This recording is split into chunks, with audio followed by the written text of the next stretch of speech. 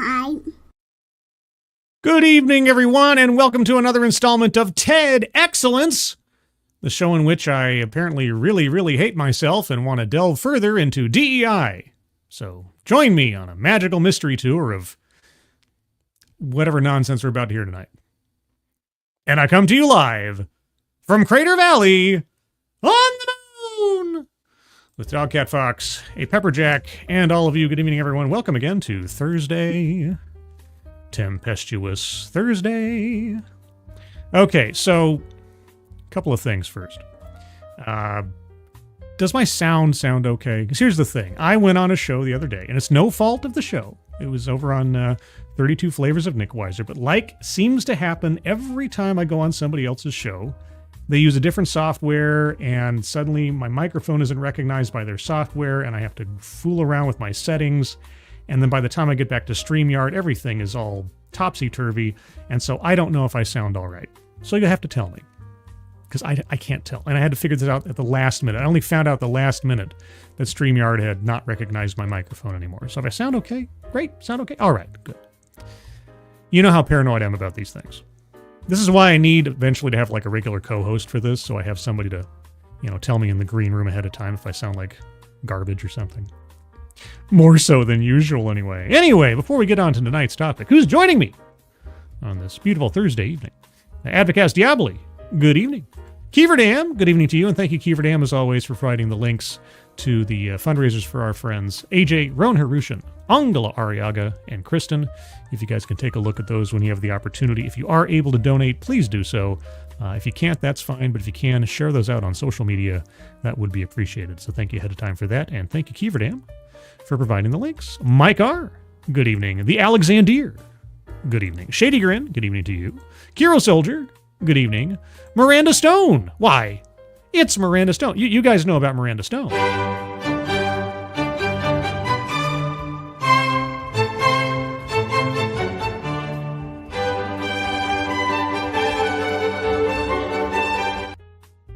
Attack Alpaca, good evening to you. Who else is here? Scrolling. Dear Alexander, good evening.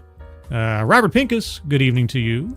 Ryan R., good evening. Angelverse, hello. You're ridiculous lunatic, or your internet's favorite lunatic. Keep changing your name on me. Real-time Fat Man, what up, Scribe? Well, me, at this hour. What am I doing here? I don't know. John Dryaxon, good evening. Corbin Dallas, Multipass, good evening. Adam Nixon, good evening. Toot Sweet, nice to see you, because I got your name right the first try. Yay! Faye Alex, good evening to you. And I think that's it. Oh, Zan Wild, good evening. And if anybody, if I missed anyone, if you're lurking, if you're in the future, good evening. Okay, so last week was a special event. It was Ted's Giving, and so I did a triple feature because it was a special occasion. I had not planned on doing something like that again anytime in the near future. However, it just happened to be the case that within the same week worth of time, TEDx posted two different talks effectively covering the same subject, at least by the titles. And I couldn't help but think, I don't want to split this up into 2 episodes. I really want to see how they compare one to the other. That kind of thing. So I was just kind of like, I'm going to do a double feature. The first one is relatively short in TEDx terms. It's just under 8 minutes long. And the second one is a regulation length TEDx. So it balances out a little bit. And, yes, I have to also note, Kiever Dam, she went over to, and I want to preface this by saying, I never, ever advocate anybody going over to the original streams or commenting or whatever. Do as you will, but I'm not telling you to do it. Anyway, Kiever Dam, of her own accord, went over to the original posting of this particular TEDx talk and asked the speaker a question through the comment section, and the speaker herself actually responded. And it wasn't some, trolling comment or anything. It was a legitimate comment, all things considered. And, yeah. Or was it, no, it's the second TEDx talk. Not this TEDx talk. The next TEDx talk. It's part 2. That's right, part 2. Not this one, the other one. Either way, she went off, and the actual speaker from the TED Talk responded, which is kind of cool. And yes, that's the second time that Keeverdam has elicited a direct response from a TEDx speaker. So congratulations to Keeverdam. Mr. Tickletrunk, thank you so much for the happy, dancy, lovely Dogcat Fox. Oh, Dogcat Fox. Wow-wee! Wow! Wow! Oh, it's a drunken Uncle Dogcat Fox. Thank you, Mr. Tickletrunk. Appreciate it. Also, the best Remy. Good evening. So anyway, yeah, so rather than do two different TEDx or TED Excellences with the same subject, I thought head-to-head, let's have one after the other and compare and contrast how their arguments go. Okay? And so our first presentation is called Why D&I. This is a throwback because D&I is like 2016 era terminology.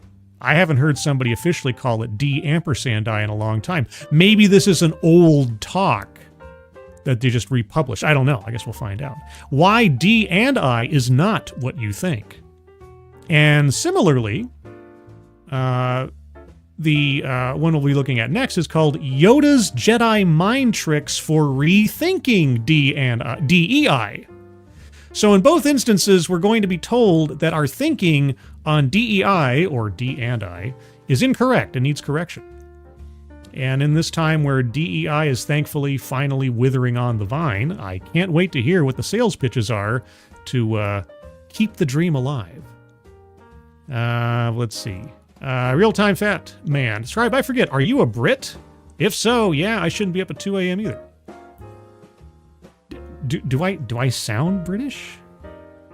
Do I sound like one of those redcoats? No, we drove them out of our country. We won, you lost.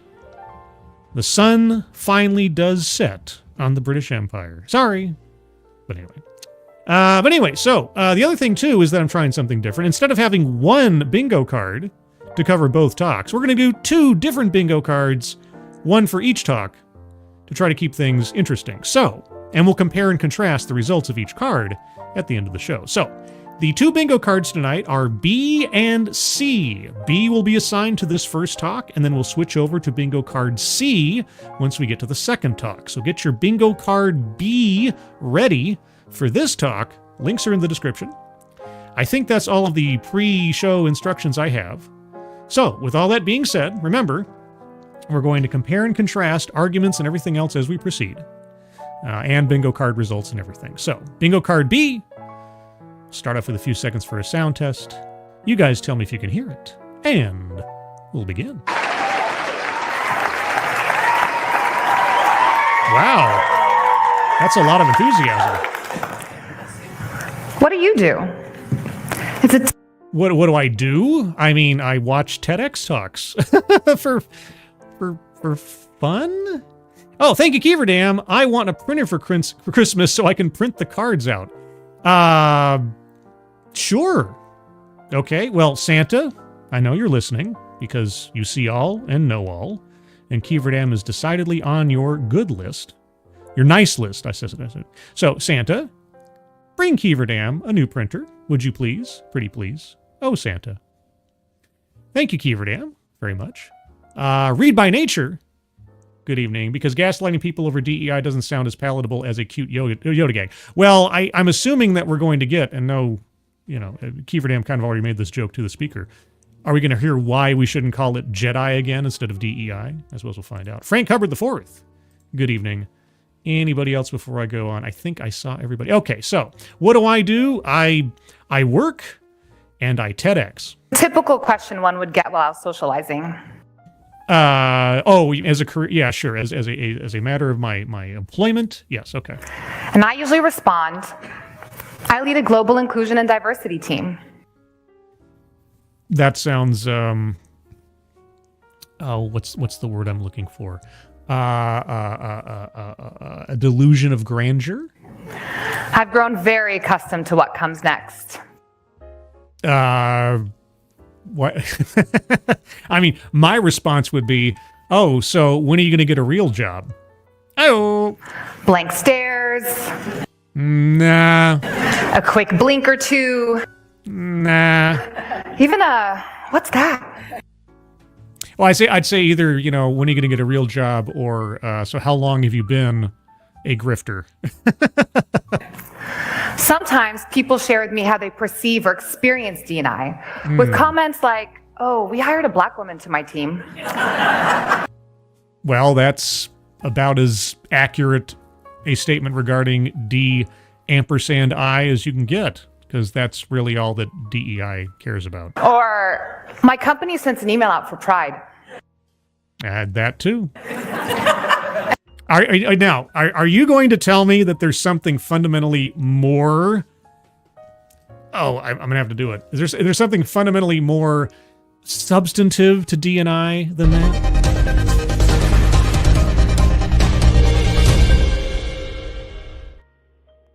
Please do tell me, oh, tell me true. And so I smile, and the conversation begins. I've been in this field for over 10 years. You've been consulting for money on a nonsense philosophy for a decade?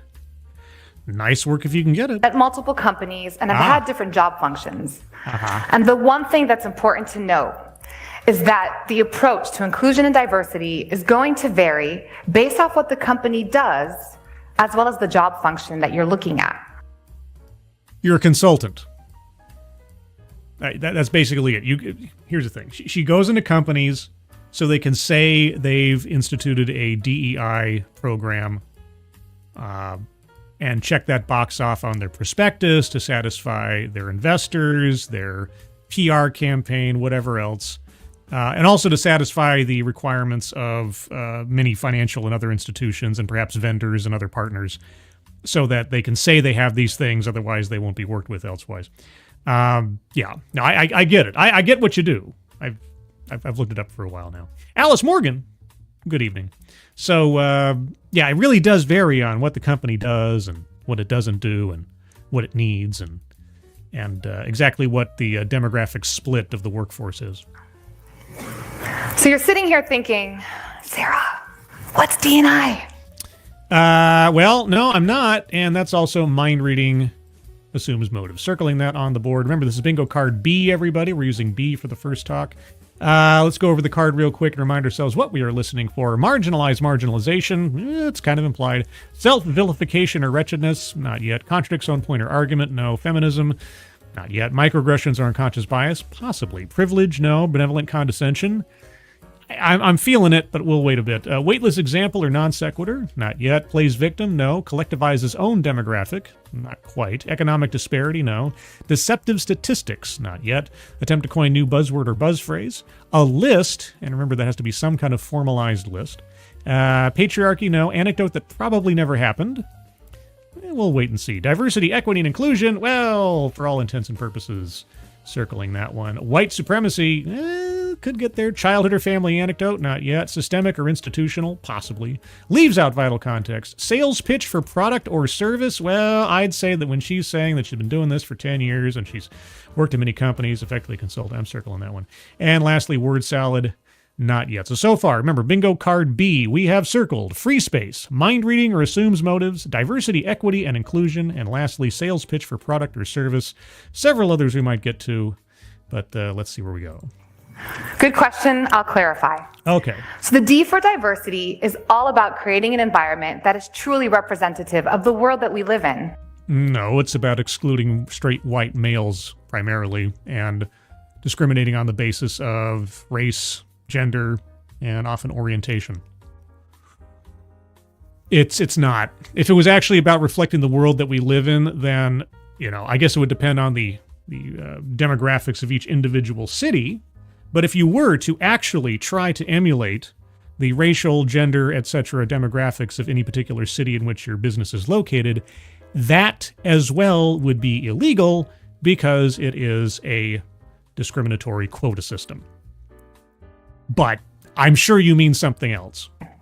It takes into account, but it's not limited to, age, race, gender, ethnicity, body type, veteran status. Oh man, always veteran status is like an afterthought. It's like page A12 of the newspaper. the one thing, the one element of somebody's background that actually denotes something of merit or service. And here's the thing, all the things that she mentioned, you're not allowed to hire on the basis of. You're not allowed to discriminate on the basis of. Sorry, lady. You've given it away at the very top. I mean, I appreciate your honesty in a way, but yeah, it's also indicative of some very potentially. I'll follow the, for the sake of for legal reasons, I'll say potentially violations of federal law. Disability status, as well as lifestyles, like being a parent or a caregiver. Wait. You would discriminate on the basis of whether someone is or is not a parent or a caregiver? I gotta say, I don't know that I've heard that one in particular before. Or a member of the LGBTQIA community. The member of the litany of different demographics that also, as well, you're not allowed to discriminate on the basis of. And again, I always wonder, how does that conversation come up in the course of a hiring session? And inclusion is what practitioners like me focus on. We're here to make sure that there are ways of work, methodologies, and a practice in place that's truly driving an inclusive business culture. Okay, you're going to have to define what you mean by inclusive. And then please do describe by what mechanisms you achieve this. You can't have diversity unless you have inclusion. Yes, you can. Again, you're going to have to define your terms, I suppose.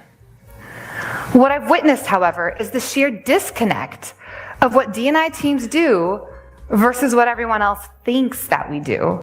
Okay, well, here we go. Now, this is a good place to start for the persuasive essay. Okay, so she is going to need to describe to us what let's call them myths, right? What she thinks people think they do and is inaccurate in some way. And she's going to have to counter each one of those with an example or a counterpoint or something that,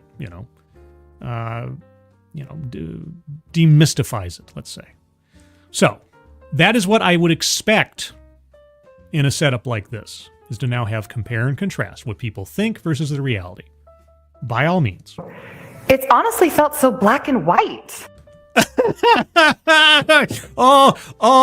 Even if you didn't mean it that way, I bet you meant it that way in either.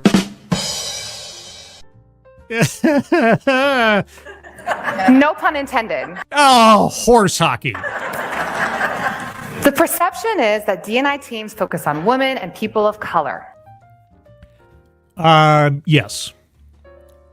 I mean, as the two demographics, inclusive or otherwise, I use the word inclusion, yes, everybody who is not a straight white male, if you possess one or more of those elements, you are on a lower tier of priority for hiring, recruitment, or promotion, and especially to the C-suite and leadership positions. And that's just a fact. It's not a conspiracy theory. It's not something I'm just pulling out of thin air. It's a fact. That's a very limited definition that's in fact holding us back. Is it an incorrect definition?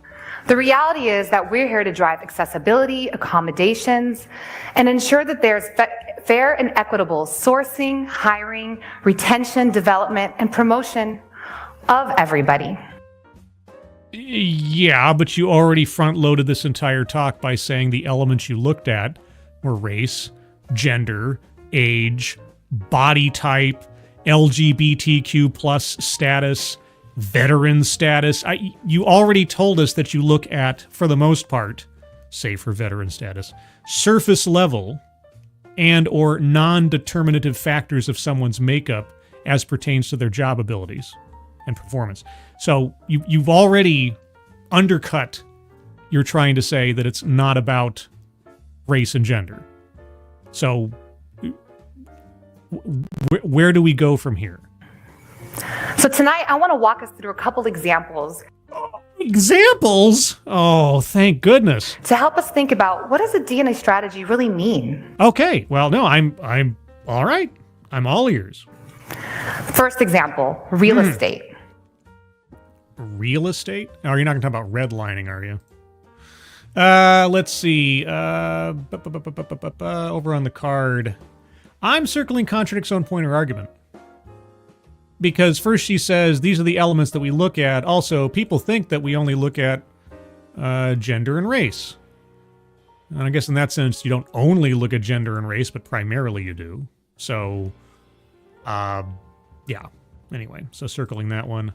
And I'll wait a minute and see what she says about her real estate thing. Is it redlining? Tell me it's about redlining.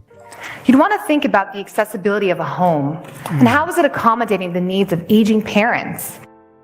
Well, I mean, you know, for my parents, the house and a lot of the houses around them, because where they live is kind of elder focused. Most of the houses are single level, you know, one floor kind of deal. So there's no strain, stress, or risk of having to go up and down flights of stairs and so on. So there's that, you know. As well as the needs of newborns and small children. Put bumpers and stuff on sharp corners on tables and things. And for your marketing strategy, what zip codes are you sending your mailers to? I don't know. What does this have to do with the employment makeup of your business? What zip codes are you not sending your mailers to? I don't know. Where's the example? In pharma or life sciences and biotech, you'd have to think about variables in ensuring diversity in your clinical trials. Okay, yeah, she's going down a list of quote-unquote examples, except she's not actually addressing what a D.E.I team does. So if you're there to advise businesses on their marketing strategy, what the heck does that have to do with the race, gender, and or etc. of the employees? Maybe there's a connection there. You need to tell me. Thinking through age, gender, body type, location. For what? To make sure that you're accounting for any health disparities or health inequities. In what health inequities? How can you account for health inequities? An inequity does not indicate inherently. Wait. I mean, I got confuzzled. Health inequity. Wait. I'm already getting frustrated with this. Okay. A health inequity. Okay. Am I working in a medical institution or a hospital? What businesses are you advising and about what? Sorry, I have in my mind, and this is my own fault. Inequity and disparity. When I hear somebody start talking about inequity, my mind always goes to disparities. Disparities are completely different from inequities, and I keep trying to make that point because I hear it too often. But anyway, that's my frazzled brain. That's how we're going to get examples. And for your go-to-market strategy, ensuring branding, images, language that's going to land with your target audience. Like what? Give me an example. What is language that would land with audience 1 that wouldn't land with audience 2, and on what basis? My last example is one. That wasn't any. There, you've given us no. Good. Those are not examples. Those are the hints of examples. Those are like the leading edge of an example. Those aren't examples. One that we can all relate to. Okay. Restaurants and hospitality. Restaurants and hospitality. We can all relate to that? I mean, I've been to a restaurant before, sure. Any parents or caregivers in the room? Does it matter? Don't you like it when you could go somewhere and they have a crib or a high chair available for you? You have got to be kidding me.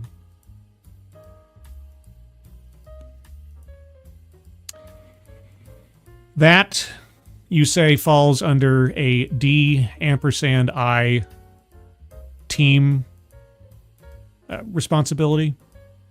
Having a changing bed in a bathroom or a high chair? Now, I remember there being high chairs back in the 1980s or so when I was a little kid and had to be in a high chair at a restaurant. Or my sister did because she was a year younger. Long before all this D.E.I stuff started. So what...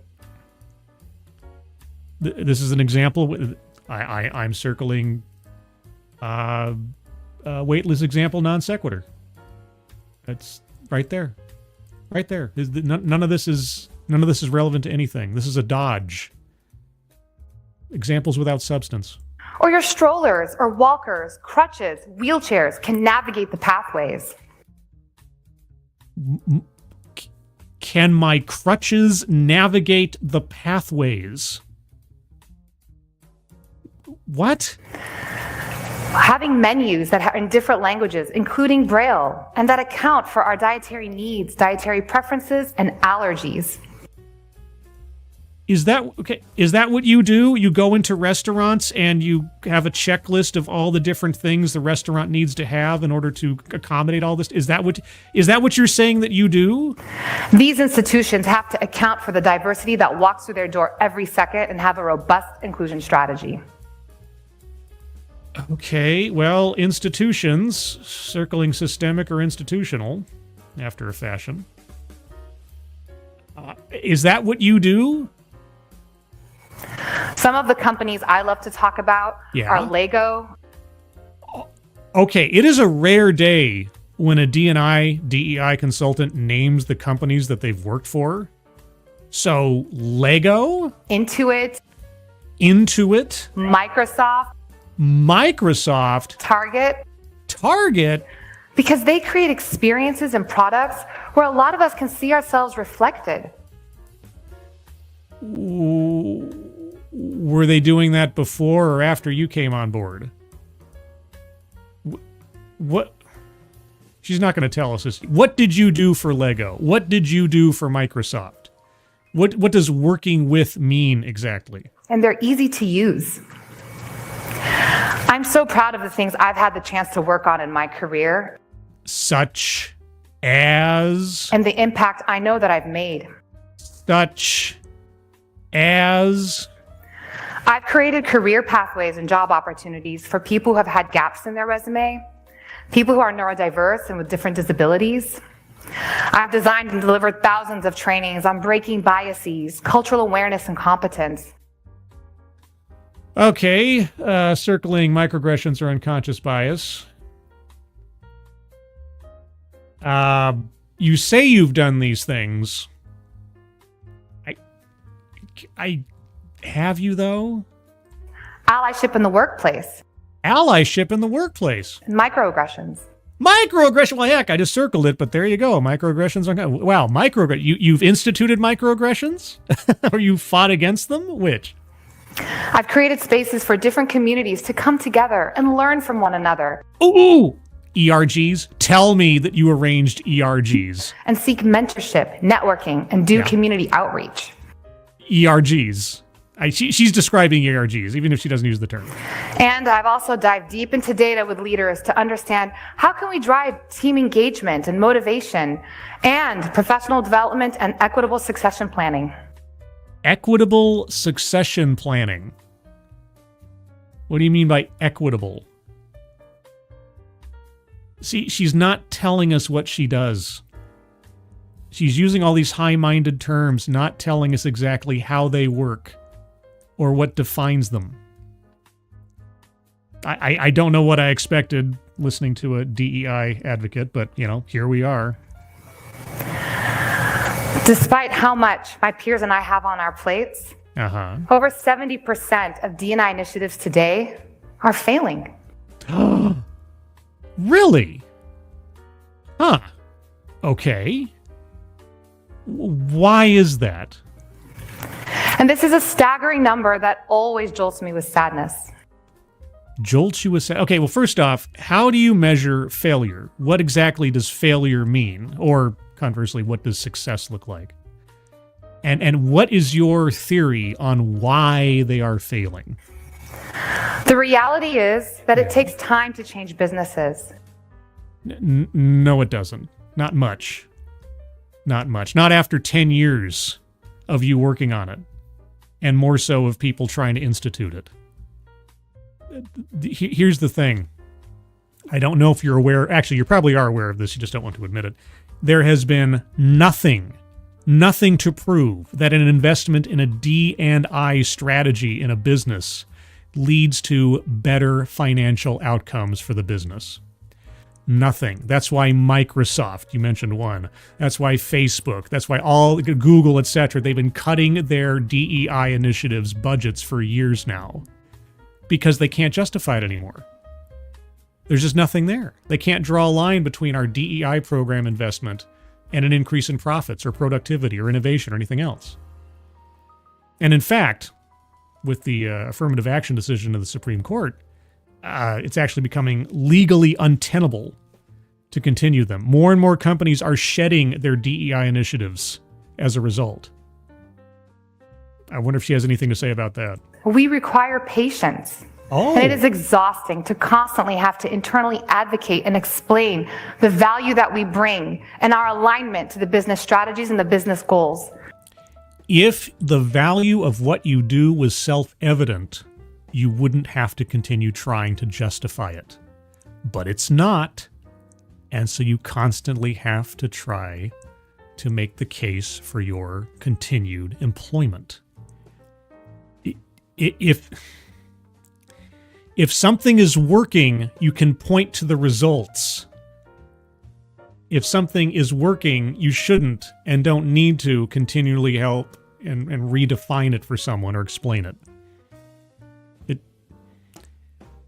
There is a clue in what you just said. I wish you could see it. We are there to help businesses thrive. No, you're not. You're not. I mean, you that might be your mission statement, but ultimately that is not the result of your efforts. And evolve. Evolve is an interesting term. In order for companies to see their D&I team succeed, it needs to be beyond making it a corporate value on the wall. You're right. It needs to have a bottom line increase. It needs to be baked in to how you think about designing your products and testing them. No, it needs to have a demonstrable increase to the bottom line. You have to make the business case for DEI as an investment. It's not a matter of just doing something that's quote-unquote morally right anymore, because that doesn't pass the sniff test. You have to show that if I'm going to invest money in your trainings, if I'm going to invest money in your policies and everything else, that I get a return. There is none. There hasn't been. This is why you're here now, having to do this again, as you said, for the billionth time. To how you design your office spaces and making sure they're accessible for everyone. Yeah, well, the Americans with Disabilities Act kind of already covered that, so what are you bringing to the table again? To how you allocate your budgets and distribute your technology, to the diverse suppliers that you work with, and fair and equitable people practices. Oh, fair and equitable people practices by hiring suppliers on the basis of the race of the people who own them. Yeah, okay. We've gone over this at length in previous streams, and it's going to become more and more of an issue in the government as time goes on. Just ask the Department of Transportation. But most importantly, your board of directors and leaders need to be bought in and committed. Bought in, committed, and reflective of the world around us. Abdicatus brings up a good point in the chat. She said 70% of DEI initiatives fail, but she never told us how they are failing. Leave out vital context. You're absolutely right. Circling leaves out vital context. Remember, guys, we're on bingo card B. So, and we've got 2 minutes left. The failure of teams today is often because of limited resources and lack of support.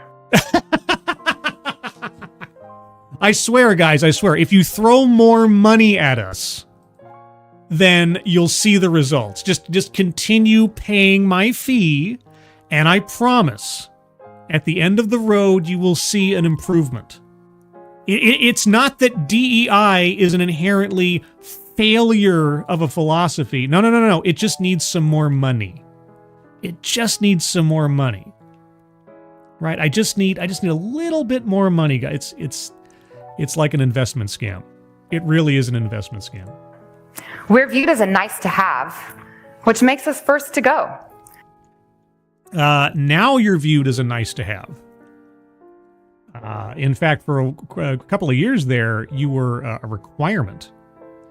As I intimated before, there are many investment companies out there. Goldman Sachs is one. There's several others that would put businesses they would deal with on a lower tier of priority, if not excluded altogether, if they did not have an active, demonstrable, robust DEI initiative going on because of ESG scores and other considerations. You know, it was the best PR thing. Look how moral we are. We believe in diversity, equity, and inclusion. Even though the actual definitions of those terms in that context mean nothing of what they actually mean in the dictionary. So yeah, now you see this is how far DEI has fallen. Even she's having to admitting that at this point, it's just a nice to have. And you're the first to go because you can't prove your value. When the reality is, we've already changed so many businesses and products around you. Oh, then you're not needed anymore. I guess you're a victim of your own success then, huh? And we will continue to do so. Will you? Well, what if they keep cutting your budgets and not paying your fees? Then what? And it's critical, especially with the evolution of AI. What? What? Wait. I don't. Wait. What? What is that? What the fuck is that? Man, AI is such a... I look at AI now, for the most part, like NFTs.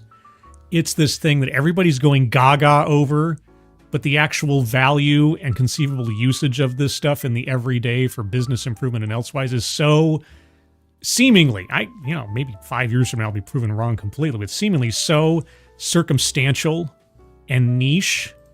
But boy, oh boy, people love just doling out AI. Like, oh gosh, see guys, AI makes us even more relevant than we were before. Trust me. AI. Just think about the websites and apps that you use. Okay, YouTube, StreamYard, Microsoft Paint. Are they truly user-friendly and accessible for everybody? Well, I suppose if you were Helen Keller, you'd have a bit of an obstacle. So, everybody? Well, those that can afford internet or have the time to use them. What do you mean? I don't know.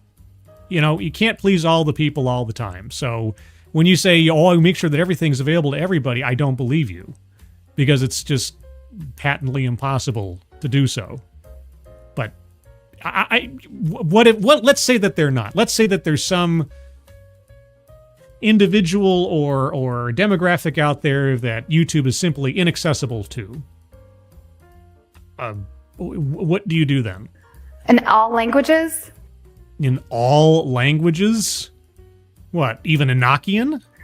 And if you talk to a device like me with Alexa or Siri, Bixby, Gemini, these products were designed by leveraging diversity. They had to account for pitch and tone, accent, to make sure that anyone engaging with their product would get a response in return. So you mean they tested them in front of audiences with focus groups? You did not come up with the idea of focus groups and product testing. That's okay. Yeah, we used to have a square on the board, something to the effect of taking credit for someone else's work or something like that. Yeah. And for those of you with a smartwatch, not I. Just know that this was an idea by a busy mother amidst her day. Oh my gosh. Does she have a name? I know a lot of busy mothers that didn't invent a smartwatch. I bet the person who invented the smartwatch has a name and not a gender and a familial occupation. Does this person have a name, an identity, an actual identity? Do you want to name this person if they're so significant? Yes, no? Thank you, Frosted Glass. Excuse me, I speak jive, Alexa. Oh, now there's an airplane reference. Thank you, Frosted Glass. Appreciate it. Yes, Alexa now speaks. I thought when she brought up Alexa and everything, I thought she was going to talk about how they're so sexist because men invented them and gave them women's voices, and women are now, mechanical assistants. They're in a subservient service position, etc. How sexist. I've done a couple of TEDx's actually about the feminism or the anti-feminism of chatbots and those kind of things. Anyway, so focus groups and all this, you're going to take credit for this? This is where we're at? Let me back up a little bit here, just to make sure I didn't miss anything. To make sure that anyone engaging with their product would get a response in return. And for those of you with a smartwatch, just know that this was an idea by a busy mother amidst her day. Name is? She came to work and shared an idea that has forever changed the way we communicate around the world. You know, and I don't know if you know this, the smartwatch is not a new idea. I would like to refer you to Dick Tracy. Hey guys, do you remember Dick Tracy? Yeah, you know, that comic strip character from like the 30s? Yeah, Chester Gould created Dick Tracy. Dick Tracy had a two-way wrist radio watch that would later on have a little television screen on a whole bunch of other gadgets and things. Just like the cell phone was kind of inspired, or at least the flip phone was inspired by Star Trek, and on and on. I don't know if you know this, but a wearable wrist data device and communication tool is not a new idea. And that mother, whoever she was, maybe she never heard of Dick Tracy, but she didn't come up with that idea. Okay. Anyway, but regardless, she doesn't even have a name. She's some mother who thought, "Gosh, wouldn't it be nice if I had something on my wrist that could take care of my day and, you know, track things and stuff." Oh yeah, no one's ever thought of that before. Companies that are fostering inclusion and diversity are seeing a 28 to 33% higher return on investment. That lady had nothing to do with diversity and inclusion. She had an idea at home and she brought it to work. That was not the result of a D.E.I. initiative. You didn't even tie it to a D.E.I. initiative. You just brought it up out of nowhere. I already circled weightless example. Okay, anyway. We are changing products and cultures and the ways of work. Yeah, you are and you have been, and it's all been for the worse. If we all naturally leaned into fostering more inclusion and diversity, we would see more innovation, more productivity, and increased sense of belonging. Then why do 70% of your programs fail? Do you know how much money has been dumped into D&I over the last 8 years alone that I've been doing YouTube? Billions. Billions and billions of dollars. If DEI actually increased productivity, innovation, etc., you wouldn't have to continue arguing for its relevance. It would be self-evident. Thank you, Chicago Mike. I'm waiting for the shoe phone. Hey now. Hey now. Maxwell Smart will have his day, I swear. I'm waiting for the cone of silence, honestly. You know, because with my neighbors upstairs and everything, I could finally get some sleep.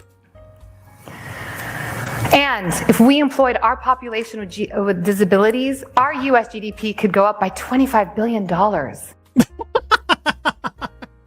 If we employed our population with disabilities, if we did. The Americans with Disabilities Act, as much as is reasonable and possible, the laws exist. If we did. Where is this lady coming from? San Diego? Okay. Woo!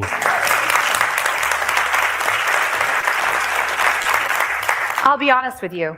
Oh, unlike everything prior to this? I wish my job didn't have to exist. Horse hockey. It is such a great gig. Like I've said before, if I had just a little less in the way of integrity and personal ethics, back in 2018, 2019, or actually, 2018 would have been the best time. If I'd hung out a shingle and called myself a DEI consultant, I could have made a pretty penny just with absorbing and repeating back all the nonsense I'd taken in at that point over YouTube. Boy, I would have made bank. Yeah, I wish my job didn't exist. Oh, it's such a burden. I fight the dragons every day. Yeah. It's true. No, it's not. I wish that we lived in a world that naturally defaulted to inclusive and equitable behaviors. It was on a pretty good clip until, your industry decided to try to profit off of discrimination and division and valuing people on the basis of their aesthetics. Where everyone felt an ease and a sense of belonging. And DEI accomplishes that how, again? At a 70% failure rate? So join me. No. Let's create companies and societies where inclusion is not something that we have to do. It's a state of being. And when that day comes, let me know if you're hiring. We'll know how to transform a business. Thank you. A standing ovation? Are you kidding me? Okay, no. That was a nothing talk. Did it have a date and a year on this? Did it give us like a time frame of when this came up? I might have missed it. No, I don't see it. Okay, yeah, I don't know when this was originally. The reason I ask and I wonder about its timing is that D.E.I isn't used very often anymore. By default, it's almost always D.E.I. So this almost feels like it might be slightly antiquated, but I don't know when it was originally filmed. So it's hard to say. This might be a reposting of an old video. But either way, yeah. There's round one of rethinking D.I. But anyway, let's go over to the bingo card. And remember, this is bingo card B for this talk. We are using one bingo card individually per talk, B and then C. So this is how I have the card right now. Let me zoom out of this just a smidge. All right, so I'm going to go over it one more time by myself. If you guys have arguments for squares to be circled on this talk, hold on to them. I'll get to you momentarily. Marginalized or marginalization? Implicitly. Implicitly and simply what she was talking about in different demographics, and if we employed all of our disabled citizens and so on. Self-vilification or wretchedness? I don't recall she said anything to that kind. Feminism? No, not really. She might have gotten close if she'd said something more about the wristwatch lady, or like she had some opposition at work because she was a woman or something, but we didn't get there. Privilege? No. Benevolent condescension? Boy, howdy. Boy, howdy. Also, AI. Like, plays victim? Yes, in the sense that she constantly has to explain what it is that she does and so on. Yeah, like it's some big burden on her. Like, oh no, I have to keep explaining what I do. It's a real big problem for me. Collectivizes own demographic? Not that I recall. Economic disparity? Yeah, she talked about who do you send your which zip codes do you send your flyers to? And zip codes is almost always, it's almost always indicative of class, although oftentimes people who are racist like to draw that to race as well. Deceptive statistics. Well, the only statistic she brought up was the 70% of D&I programs fail. But the statistic isn't deceptive so much as it lacks context. Like, how do you measure success or failure? Why do they fail? Doesn't even seem to address or want to address that. Attempt to coin new buzzword or buzz phrase. I didn't hear anything new there. Patriarchy. Not that I can recall. Anecdote that probably never happened. I mean, the closest I could say is her claiming that D&I increases innovation, efficiency, work process, etc. But is that so much an anecdote? I'll leave that to you. White supremacy, not explicitly. Childhood or family anecdote, she never talked about herself that I recall. And word salad, I don't want to double dip on the AI thing too much, and that's a bingo square, so I'm going to leave it there. All right, so that's the card as I have it right now. If you have any arguments for squares to be circled for this first talk, put them in the chat now. If I miss your comment, just please repost it. Miranda Stone says, she appeared to be asking for a job. Yeah, it sounded kind of desperate. Sounded kind of desperate. It's like 70% of our things fail. We need more resources. They're defunding us. Please give me a job. It sounded a little desperate. And I am decidedly curious as to when this was filmed. Advocates Diaboli, Scriblate, does throwing out a random number for how much our GDP would increase with no citation count as to... You're right. I forgot about that bit. That is good. Yes, I agree. Thank you, Advocatus. Good one. All right.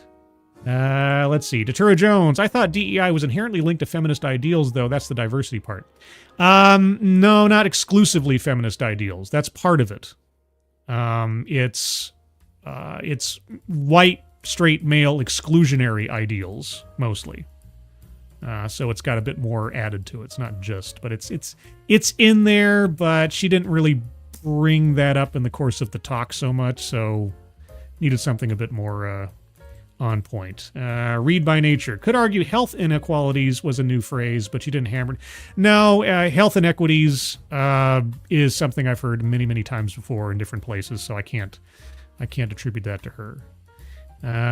Let's see. But she didn't do anything. Didn't he, Lisa? Didn't he? Sales pitch at the end, too. Yeah, well, yeah, I already circled sales pitch for product or service, and more so at the end there where she's begging for a job. Please call me. I need work. I really wish I didn't have to do my job. I wish my job didn't exist. By the way, call me. I need a paycheck. Let's see. Any other arguments for squares to be circled? This is a relatively short talk, and she didn't really say much of anything. Actually, you know what? I'm going to circle anecdote that probably didn't happen because she attributed the invention or the idea of a smart wristwatch to some housewife at some point in the recent past when I'm like, no. I mean, yeah, somebody might have latched onto it, but that wasn't. She didn't come up with that on her own. That wasn't her idea. That's been around for years and years and years. Bingo. What? Bingo! Yeah! Of course! Of course! Yeah. That's what I say. That's what I say. Let's see. Any other arguments, guys? I know this was a relatively thin talk, and she didn't really give us a whole lot to work with, but I'm still bowled over by the drop of AI. This tells me that it was something new or recent because she mentioned AI. And boy, I tell you, I have skipped over so many TEDx and TED Talks that are just like pontificating or speculating about the wonders of AI. Like it's right there in the title. It's like, what shall we do in the AI future? Or how your passion can fuel AI or vice versa. Like, I don't care. You don't know. Nobody knows. It's mostly it's a boondoggle. It's kind of like crypto, right? There are a select few individuals, either above board or decidedly below board, who will profit off of AI, just like crypto. But most people are going to fall right there in the middle where they don't know what they're doing or they get caught up in something they don't understand and they're going to end up losing their shirt, literally or figuratively. That's what I think about AI right now. Until it finds its way into something more understandable and mainline, yeah, AI is just it is a castle in the air, as it were. And Mr. Tickletrunk makes a good point. It's not even artificial intelligence. It's just data reintegration or regurgitation. Yeah. The classifications and the functions of what they call AI right now, it's a mini splendored thing, and it's not actually being used mostly for what they say it will be. So, anyway, well, that's talk number 1, everybody. We got 1 bingo out of that. I think this is a very easy talk to improve upon by our second offering. But you never know. I mean, we could have this 8-minute talk might be just, cream cheese. And the next one's going to be Velveeta. I guess we'll find out. So, remember, we're now switching over to bingo card C for this next talk. So, go back to the description, get your bingo card C ready, and I'll get mine ready. And then, as soon as I start the new talk, we'll start the new card. So let me flip over to that real quick. All right, so that is end of DEI Rethinking Talk number 1. Now we're going to compare and contrast the quality, style, and information with our first speaker with our second speaker. So will our second speaker spend a lot of time complaining about how DEI is failing, or that she needs a new paycheck, or complaining about having to redefine it over and over again? Well, this one has the promise of having something to do with Yoda Jedi mind tricks. Yes. Yoda's Jedi mind tricks for rethinking DEI. Now, here's the thing. Yoda's Jedi mind tricks, that is to manipulate someone into believing something that is not true and acting upon it. It's not a good introduction to say that you're going to be employing Jedi mind tricks when trying to make an argument for something that I'm presuming our speaker is an advocate for. So here we go, everybody. Bingo card C, have yours ready, and here we go. Growing up in the 80s, my mom got me the best babysitter money could buy. Oh, was it Game Boy? Wait, no, it was the 80s. Maybe Nintendo. Anyway, videotape player.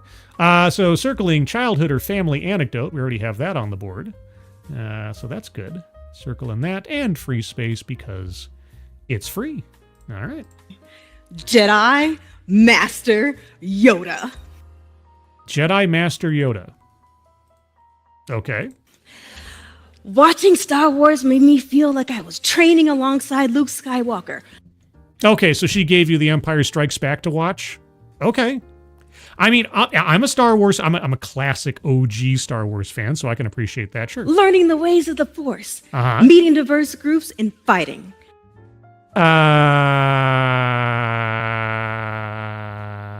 Meeting diverse groups and fighting? Okay. The totalitarian regime of the dark side. No, the dark side is not a regime unto itself. It was the Galactic Empire, run by Emperor Palpatine, formerly the Republic. Did you actually watch the movie? What I didn't know then was that the wisdom Yoda was teaching me wasn't just for a long time ago, in a galaxy far, far away. Well, at least you got that part right. Yoda was laying down 5 Jedi mind tricks. Oh, 5. Well, there's a list, I guess. All right, 5 Jedi mind tricks, 5 manipulations and delusions. Okay. Let's see, I'm trying to think. What did Yoda actually do for Luke? Do or do not, there is no try. The size of something does not necessarily indicate its difficulty or its impossibility. Making rocks float, doing front jumps over vines and things. I don't know. What are the 5 things? I can't guess. That would become the foundation for my future career as a diversity, equity, and inclusion practitioner. Oh, goody. Yeah, and why don't you call yourself a Jedi? This is the question that Keeverdam asked. Where's the J for justice? Why don't you call yourself Jedi? In The Empire Strikes Back, yes, Luke Skywalker learns that he needs to go to the Dagobah system to find Jedi Master Yoda to continue his training. All right, you got it. Yes, excellent. That is correct. So Luke flies an X-Wing starfighter and proceeds to crash land it in a swamp. Well, not intentionally, but yes. No worries. He's the chosen one. And a white guy, so...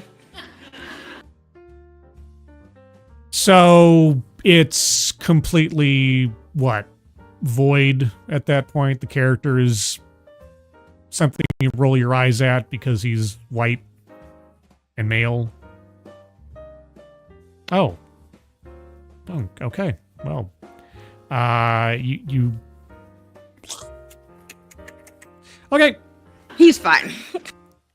Yeah, he's fine. He's fine. You know, he of course, nothing ever happened. Nothing ever bad happens to him. He doesn't find out that he is the son of one of the worst murderers in the galaxy, a child killer. And in fact, he doesn't get his hand lopped off by his own father.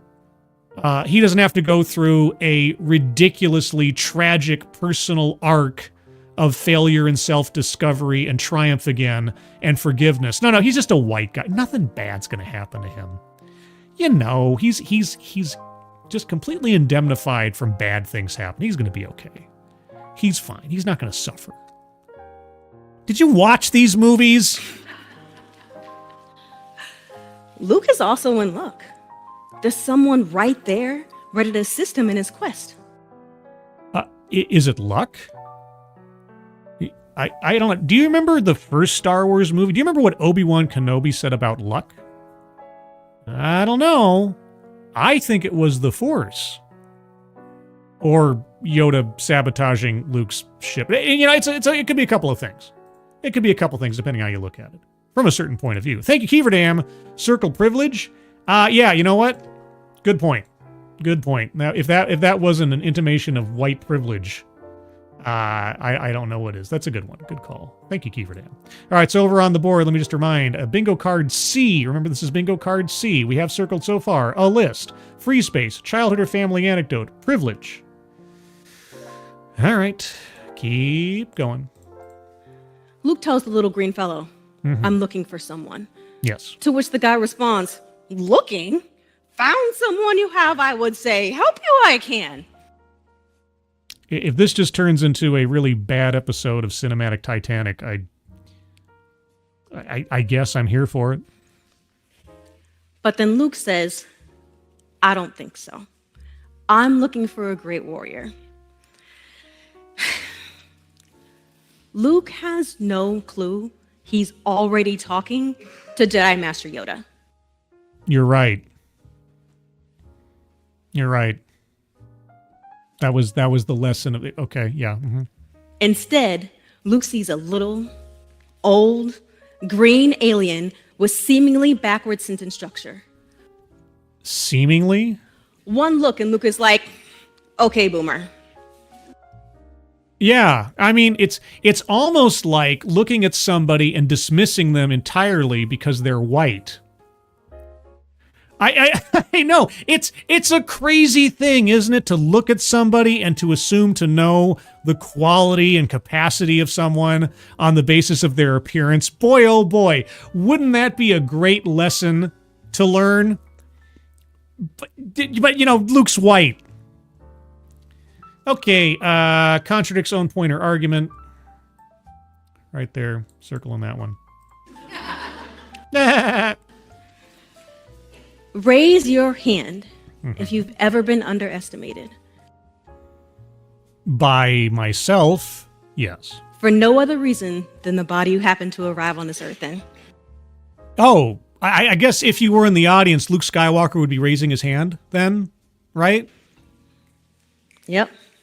Oh my gosh, everybody here. Oh, even this guy. Although he raises it kind of hesitantly compared to, this lady's like, not so sure. Everybody else is like, preach, sister. That's most of us. Uh-huh. We tend to make choices because someone looks the part. Do we? What do you mean we? These choices could be small. I mean, if we're talking about a play or a acting role or something. What, microaggressions? Like who we choose to sit next to. Uh-huh. Or much larger. Like who we choose to date. Yeah. Who we choose to date. Well, maybe it's not so much a choice of who I date as is who I find myself attracted to for various reasons.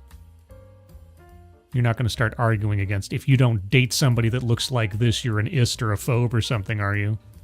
Or who to hire. Uh-huh.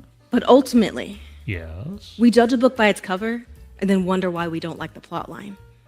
Well, fortunately, we have laws on the books that kind of dissuade people from judging a book by its cover and instead judge it by its content of character. Right? Or In Master Yoda's words, Uh-huh. judge me by my size, do you? This was Jedi mind trick number 1. That's not a Jedi mind trick. So stop doing that. Then stop rolling your eyes at Luke Skywalker being a white guy. Okay.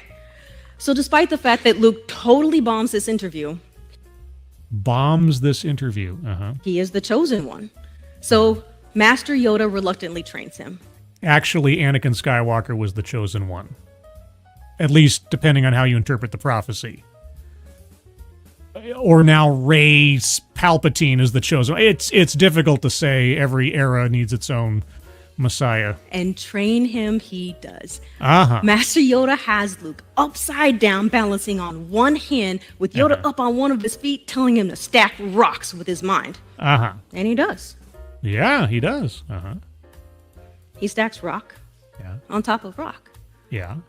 But later, Luke is asked to get that X-Wing fighter out of the swamp. Uh-huh. The ship budges, but not much. Right. And then the 900-year-old Jedi Master happens to lift it out. Uh-huh. Luke says, moving stones around is one thing. This is totally different. Yeah, Yoda never told him to lift the ship out anyway. That was just Luke trying. Master Yoda responds with Jedi mind trick number 2.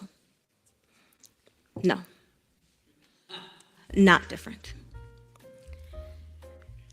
You must unlearn what you have learned. Okay, so... Only different in your mind. You must unlearn what you have learned. Uh-huh. Okay, we're going to translate this over to D.E.I. How? This is one of the most fundamental keys to diversity, equity, and inclusion. Unlearning what I have learned. Okay, I need an example. What do you mean? Now, I know what you've heard about diversity, equity, and inclusion. Oh, okay. Well, mind reading assumes motives. Circling that one on the board. Where is it on here? There it is, up at the top. You know what I've heard. Okay, well, maybe you have. Tell me. That it's against white men. Yes. As you've already demonstrated. The DEI wants us to hire people based on demographics Yes. It's demonstrably true. instead of skills and experience, but Yes. First and foremost.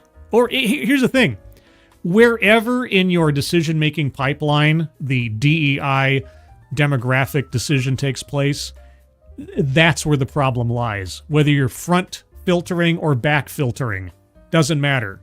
It's the poison pill. And it is. So if you're going to tell me it's not, we'll see how good your Jedi mind trick powers are. but that's not actually DEI at all. Oh boy. Yeah, no. What do I have left on here? Actually, is there anything like contradict something? I already did that one. Marginal resistance. No, you know what? Yeah, since I don't have a particular square for the... What the fuck are you talking about? What the fuck is this? What the fuck is this?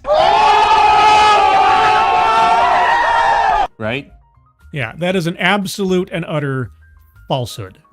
Absolute and utter falsehood. And I can say that with the knowledge of 8 years of listening to DEI advocates. 8 years. Examples after examples after examples after examples. I got the best of them like cataloged in my brain, the videos where they show this stuff. So, wrong. The basis of diversity, equity, and inclusion Is...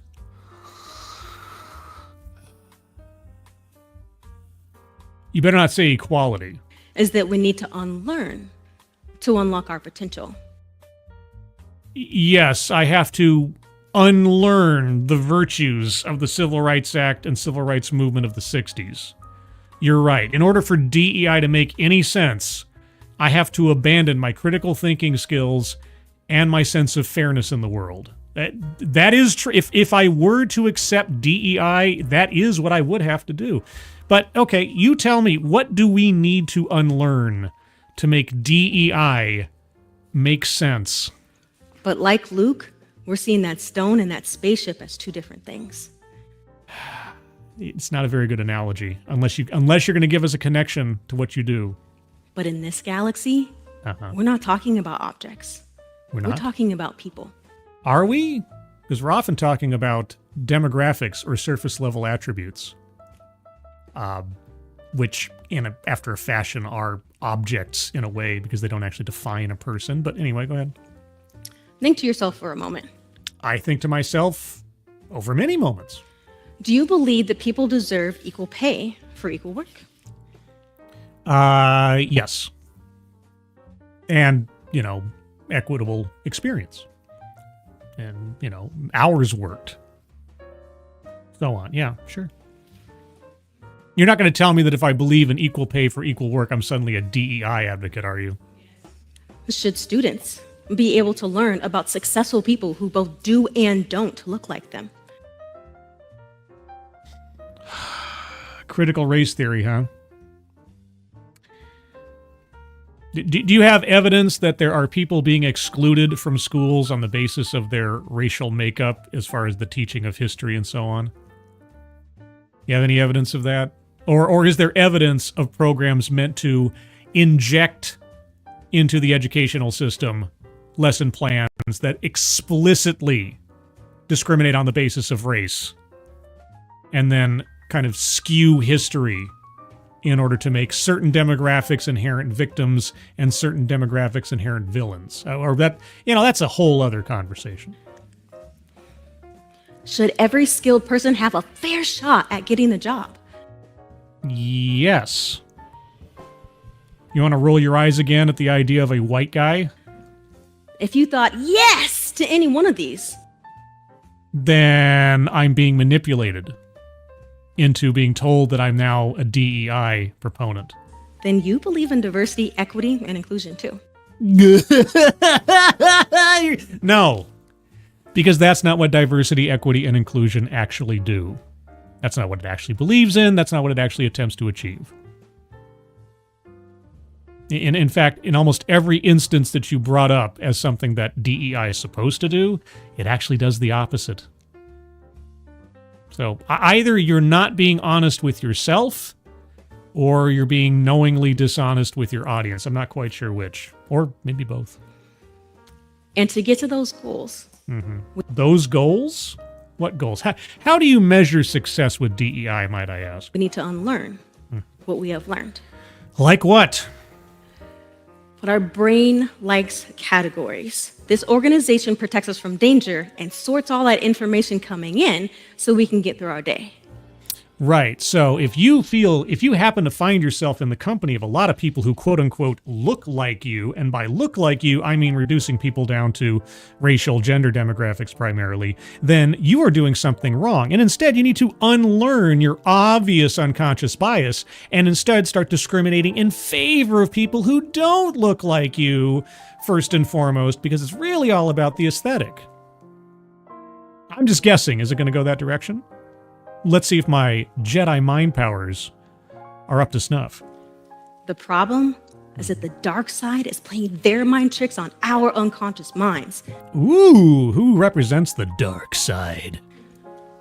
And it's affecting our decision making. Oh, okay. Get away from the abstracts. Give me some solid examples. Dr. Martha Lausen found that only 35% of female characters in film have speaking roles. If the dark side limits us from hearing women speak, we forget to listen. Deceptive statistics. Circling that one. Because how many movies did she look at? How did she reach that conclusion? How? I don't know. Well, she says this, so it must be true. In 2018, the NYU Metro Center found that only 3 of the 42 resources that Scholastic listed were written by women of color.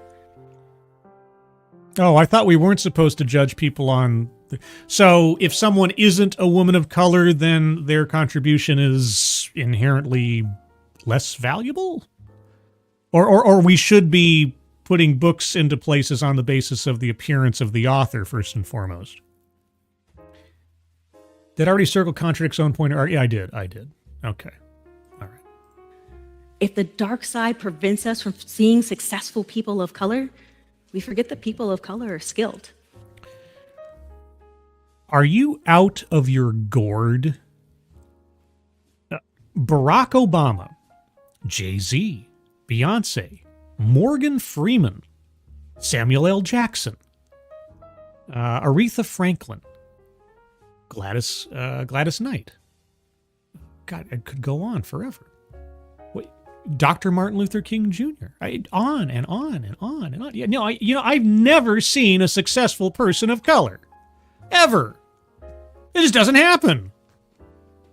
And I just named off some black individuals I could think of. You know, I could go further. I could say like Jackie Chan. You know, let's see who else. Who's a good one? When you get somebody's like face in your mind, but you can't remember their name. That happens to me all the time. I'm thinking, what is that person's name? And it's driving me. Anyway.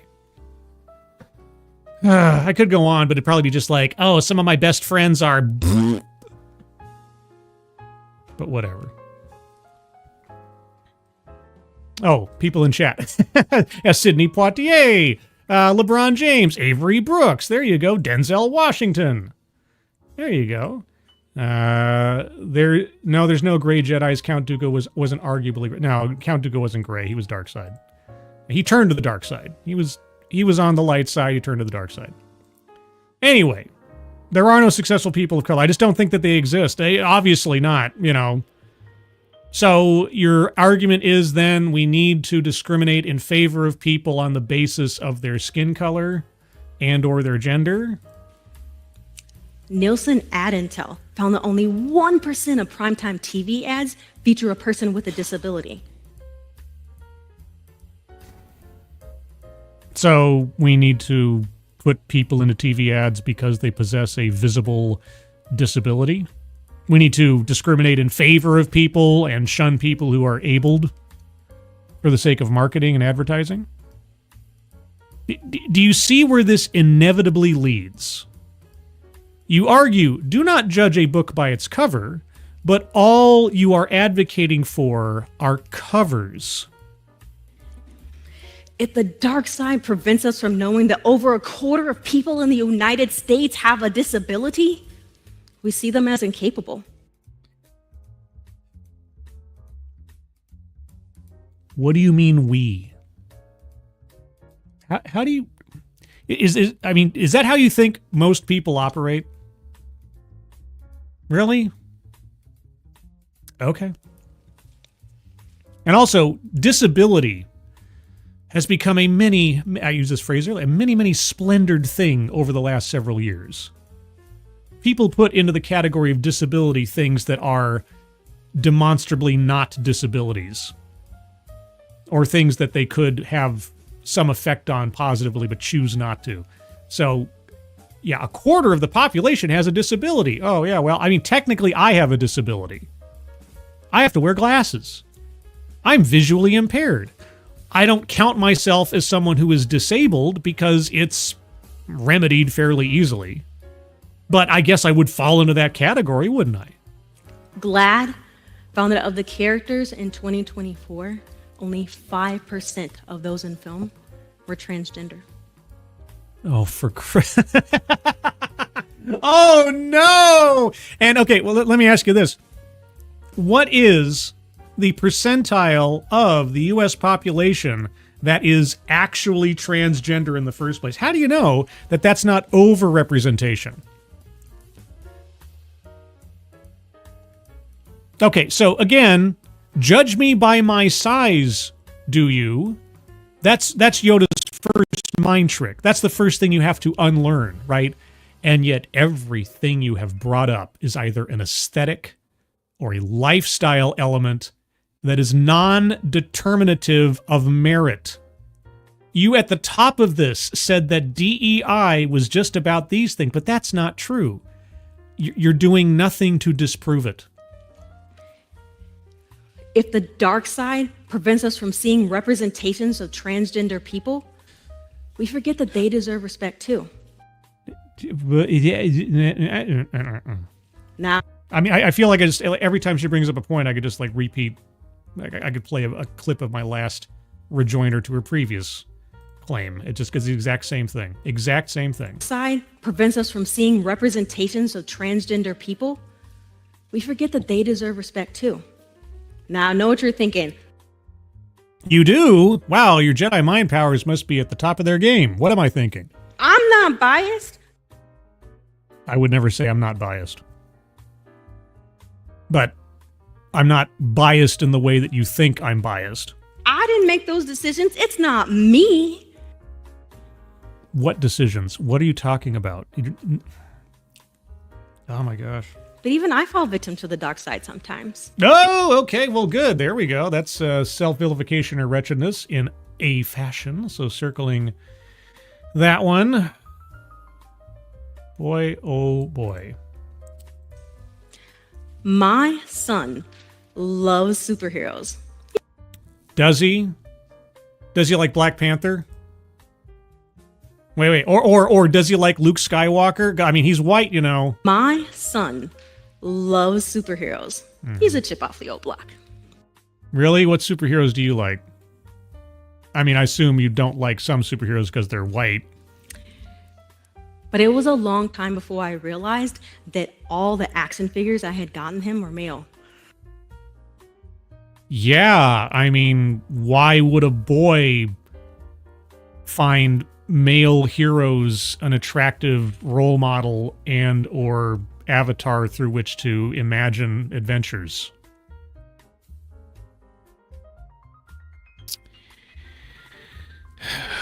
Good gravy. Thank you, Frank Hubbard IV. 1% of the population is only 5% of characters.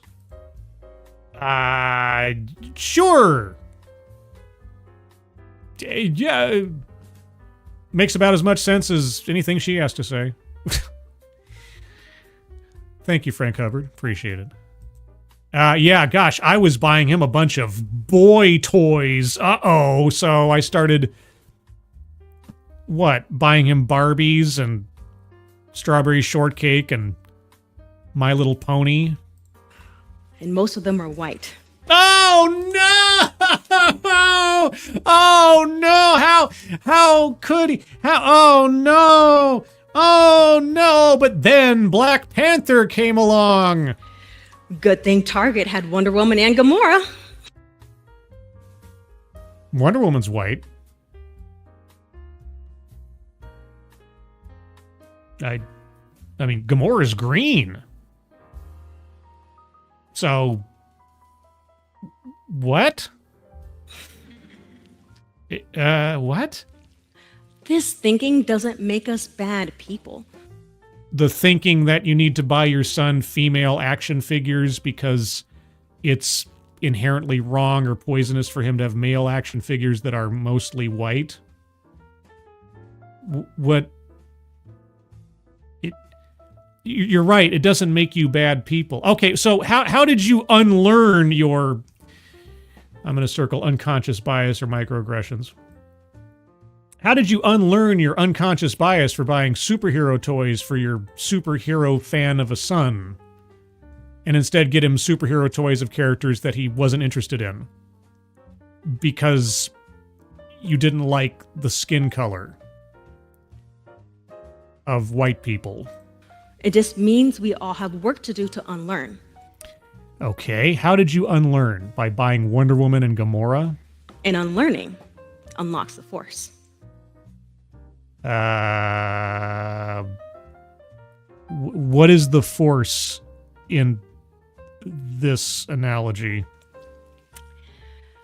So the third Jedi mind trick comes when the spaceship is lifted out of the swamp. Right, when Yoda does it, because he's a 900-year-old Jedi Master. No, Luke never accomplished this. Do you know what he accomplished later on, though? It was Yoda. Yeah, uh-huh. Yoda takes a deep breath and turns his mind internally, as we all do when someone we are teaching isn't listening to the gems we are dropping.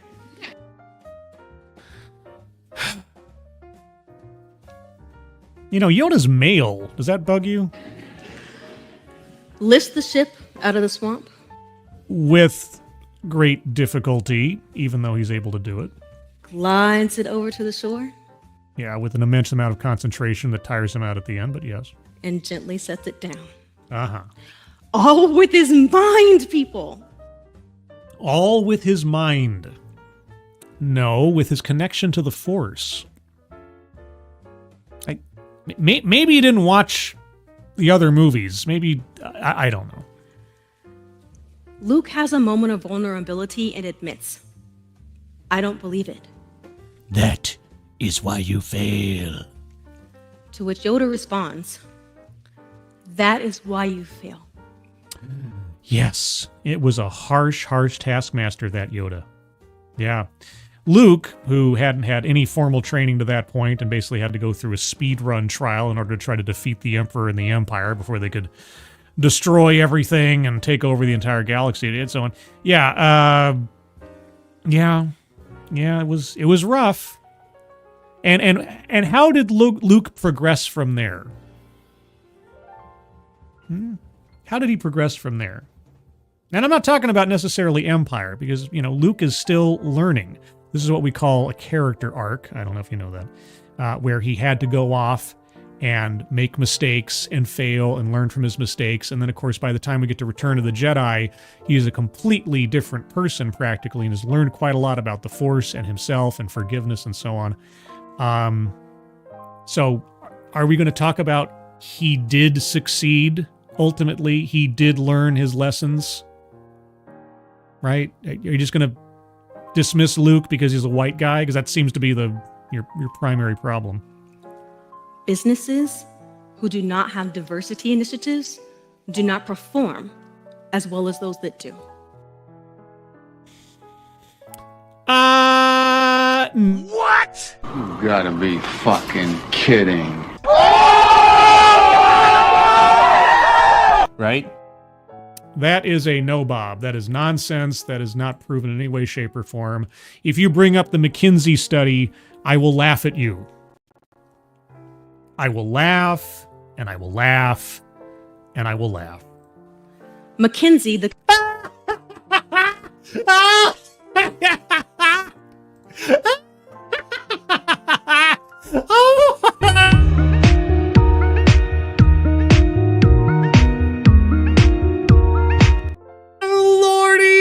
I'm gonna do it again.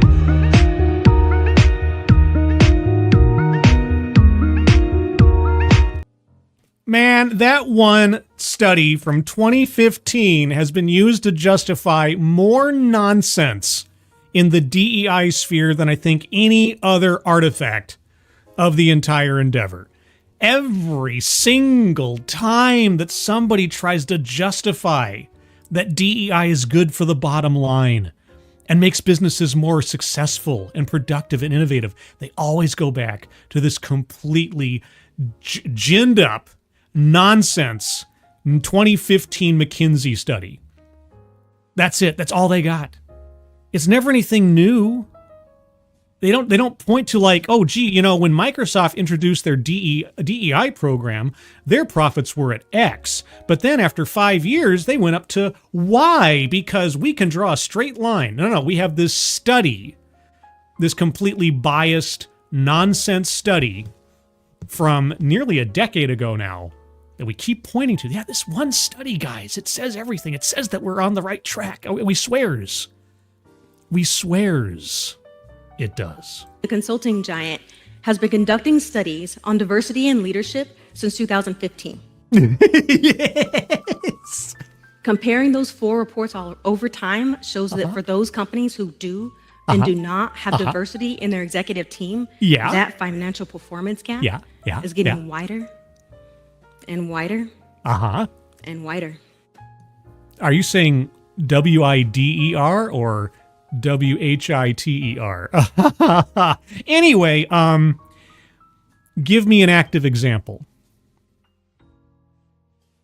No, really, give me an active example. Give me an example where a company, again, I have asked for this for years, and I've never been afforded it for some reason, where companies' bottom line revenues were this number, and then they introduced DEI, and there is a significant rise in their profits and everything else, that you can draw a direct line from the introduction of DEI to those increased numbers. And if you have such evidence, why are you standing on a stage in the current year having to once again try to sell DEI to the masses? If DEI was just an automatic golden goose, why are we here? And why do companies keep cutting the budgets? And like our first speaker, why are DEI advocates on the ropes practically begging for work and justifying their positions? Why? Maybe you need to unlearn what you have learned from McKinsey. DEI is good for business. I mean, if you say, okay, here you're missing something. You need to, meaningfully wave your hand in front of you when you say things like that. It takes practice. It takes practice. Obi-Wan kind of just does it with a little bit of a finger wave.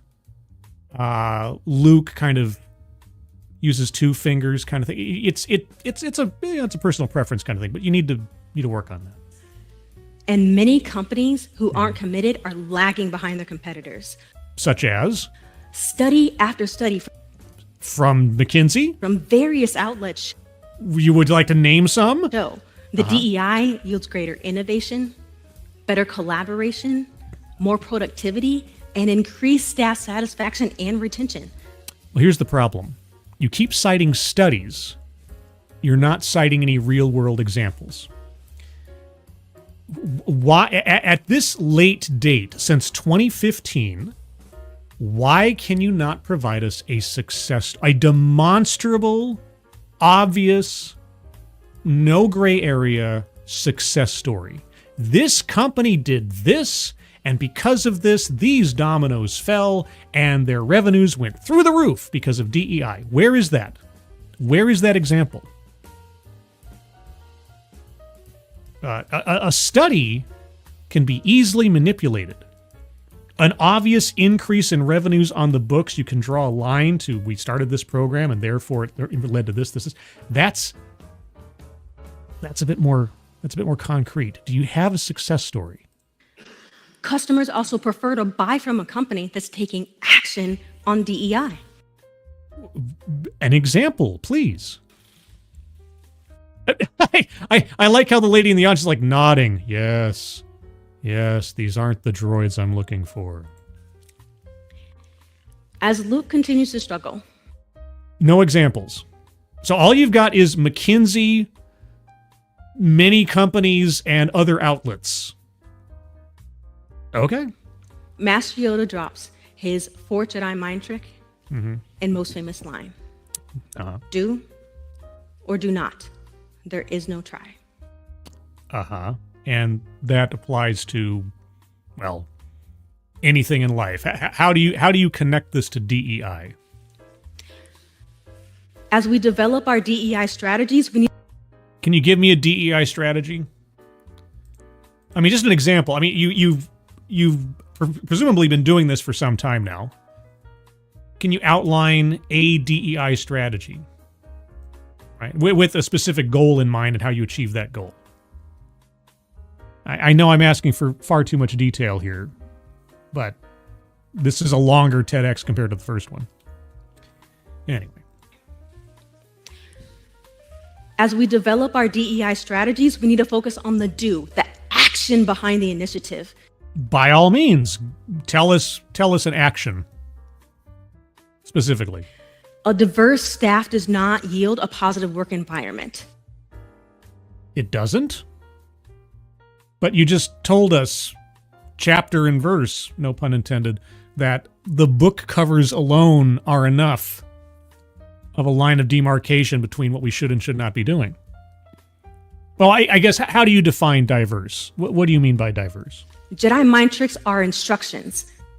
Well, yes, but they're also manipulations against one's own interests and perceptions. Jedi mind tricks was probably the worst way to package this talk, because anybody who knows anything about Jedi mind tricks, they're lies. I mean, they can be lies used for good ends, and they usually are used against bad guys for things, but they're still lies. It is our actions that make the difference. Uh-huh.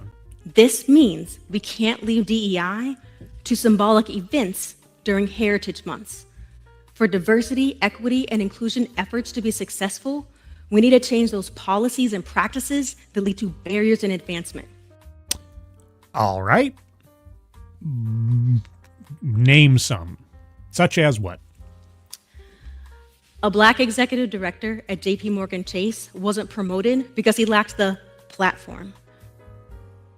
A Black exec... Does this person have a name? Okay. A Black executive was not promoted because he lacked the platform? The CEO asked, "What the heck does that mean?" That is a good question. I don't know. What does that mean? He had never heard of platform being used in anybody's evaluation but this Black employee. Okay. And what does it mean? To prevent qualified staff from leaving again, the bank now tracks upward mobility.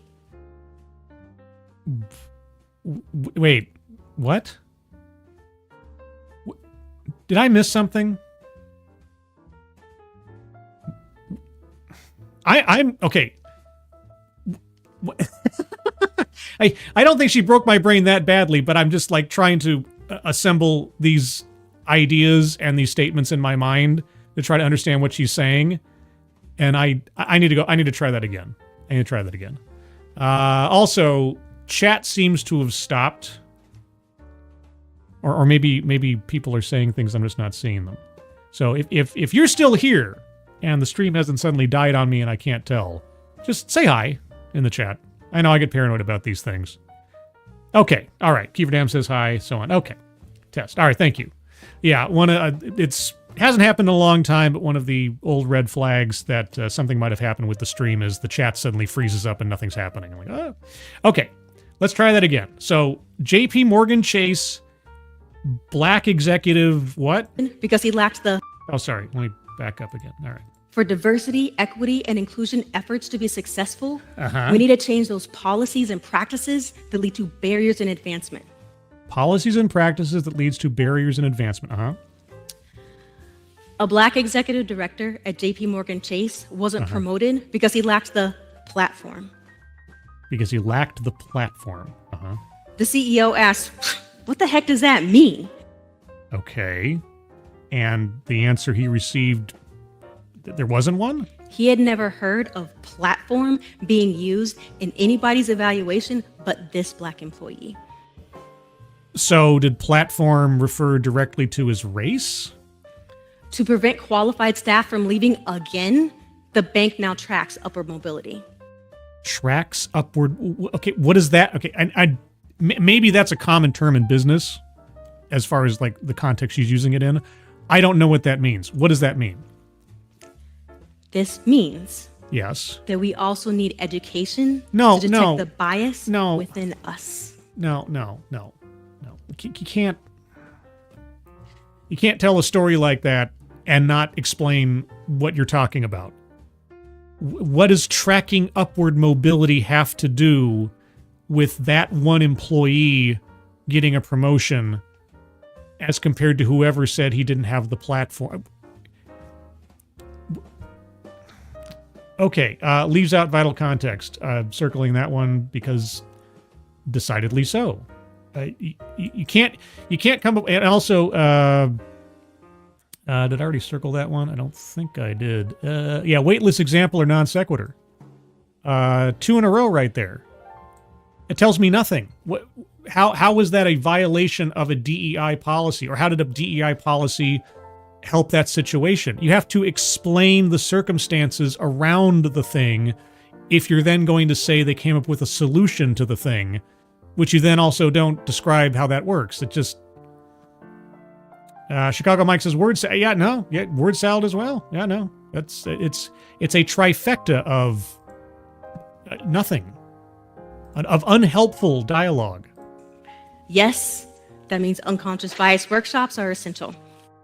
I guess unconscious bias workshops are what your specialty is. Sales pitch for product or service. Yeah, okay. Circling that one. Sorry. Why are you sorry? But let's put those workshops in perspective. Hmm. No one can undo 30 plus years of daily messages from that bias promoting dark side in 90 minutes. You mean like anybody with white skin is someone to have your eyes rolled at and dismissed as unhelpful for your son as a role model? She introduced this. This was her argument point. So, I don't know. Is there anything that you would like to unlearn? Anything you'd like to, reassess of your own biases, unconscious or otherwise? Workshops are designed to increase awareness and educate. No, they're designed to penalize and accuse and get a paycheck. At least in the instance of DEI. Hey, I could read up on how to conduct a surgery and take a 90-minute class, but it'd be a bad idea to let me operate, right? You're comparing DEI to surgery.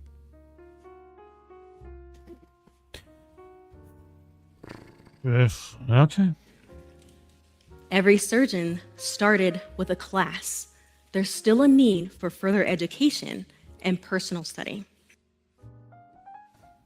Okay, what does DEI excellence look like? I can't count how many times, both in this and past talks, I really, really want to hear an active example. I really want to hear a success story, right? Or, by contrast, a story where you tried something but failed and learned a lesson. Sort of like Luke Skywalker and the X-Wing, right? Because there's something valuable to be had there in failure if you get up and pick yourself up and learn a lesson from it. With DEI, I'm always waiting for those active examples. As I said in the previous talk, I was amazed that she actually named off some of the companies she works for. Usually, they don't mention the names of the companies they work for. They just mention that they work with several different companies. I assume because of some quasi-NDA or who knows what. Or they're just telling you selling you a bill of goods effectively. But this is a perfect opportunity. This talk in particular is a perfect one to say, here are the Jedi mind tricks I learned from Yoda, and here's how I applied them as a DEI consultant, advocate, whatever else practitioner in my work, and give a relevant example. So far, nothing. Just, I swear, guys, DEI isn't just about race and gender. Now let me complain to you why people of particular races and genders should be given priority when it comes to what books you're putting into a library or who you're hiring. And also, I swear that workshops work and do the thing that they're supposed to do, like leading to a successful surgery. But I won't tell you what they're supposed to do in reality in conjunction to the actual workshop. But anyway. With effort, we can get there. Where is there? Describe the end goal of this. Master Yoda left me with one final Jedi mind trick as he helped Luke overcome self-doubt in his training. Okay. Well, Luke continued to self-doubt all the way up and through into Return of the Jedi. But okay, go ahead. Luminous beings are we, not this crude matter. Mm-hmm. I'm going to say that again. Why? Because we all deserve to hear that over and over in our lives. And yet, for some reason, you focused almost explicitly on the crude matter of people. and the value that they have in your world. Funny that. Luminous beings are we. You are not put on this earth to shrink. You are here to shine. Really? You know, that didn't work out so well for Jack Nicholson. Just saying. Think of all the people you pass by today who don't look like you. Why? They shine too. Oh, right, because obviously I'm a racist and or a sexist. Right? Is that how you see the world and other people? That's kind of sad. We deserve to feel welcome in our environments. Who's we? We deserve to be heard. Not necessarily. What if you have nothing worthwhile to contribute? We all deserve this. Not necessarily. So go forth and be luminous and work What? on making equitable spaces for others to be luminous too. What? How? Okay, wait. With 11 seconds left, you're going to drop something like that, and you're not going to describe what that means. How should I do it? ERGs? I'm assuming ERGs. And if you want to rebrand DEI to do so, then do it. Okay, I'll rebrand it to the trash bin of history. Just call us practitioners, the Jedi that we are. Well, yeah, but you should have said justice, equity, diversity, and inclusion. Except for the fact that, of course, Scientific American did away with that whole thing a couple of years back, and nobody's ever really tried to use it since. I found a couple of instances, especially in that one town in Texas I did the video on. To live in DEI in... What was the name of that town? Anyway, it's a video on my channel if you want to take a look. And may the force be with you. Ash. Thank you. All right. Well, there you go. Now, let's go over the bingo card. And we will decide, at least on the basis of, like, I guess, damage, so to speak, which talk succeeded the best, the worst. I don't know. Anyway, this is the card as I have it right now. I'm going to go over it one more time by myself. If you have arguments for squares to be circled, hold on to them. Well, obviously, diversity, equity, and inclusion. I don't know why I didn't circle that one earlier. So, there you go. Diversity, equity, and inclusion. Marginalized marginalization. Certainly by implication in the course of her examples of the injustices done to book authors because they were not the correct color or gender, I guess, or something. I don't know. Bingo. What? Of course! Patriarchy. Yes, all of the superheroes are male. All the superheroes toys that I got my son were male. That's too many men. Feminism. Oh, thank goodness there was Wonder Woman and Gamora, and also we needed women of color book authors, and on and on and on. Attempt to coin new buzzword or buzz phrase. No, I mean, for the most part, she was repeating lines from Star Wars. That's nothing new. Mind tricks, etc. Yeah, not that I know of. Systemic or institutional? Yes, we have to unlearn what we have learned, i.e. we need to change the systems of this, that, and the other, and the policies and so on, and therefore suddenly we'll all be better. I had a dog, and his name was... What? I had a dog, and his name was... Bingo! Of course! Anecdote that probably never happened. How many anecdotes did she give? Well, let's see. She watched Empire Strikes Back when she was a kid. I'm wondering if she saw any of the other films, but that's beside the point. Her son and the toys. Everything else was kind of an abstract.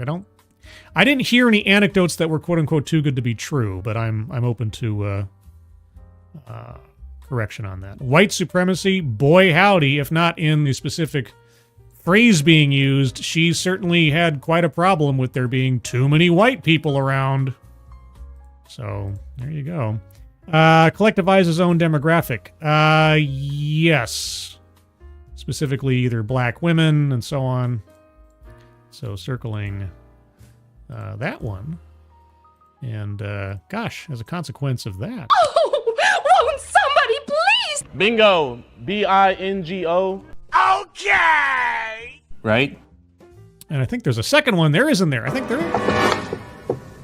Bingo. What? Of course! I missed that one. The diagonal just a second ago. There you go. Holy cats. Holy cats! Moving on. Economic disparity. Well,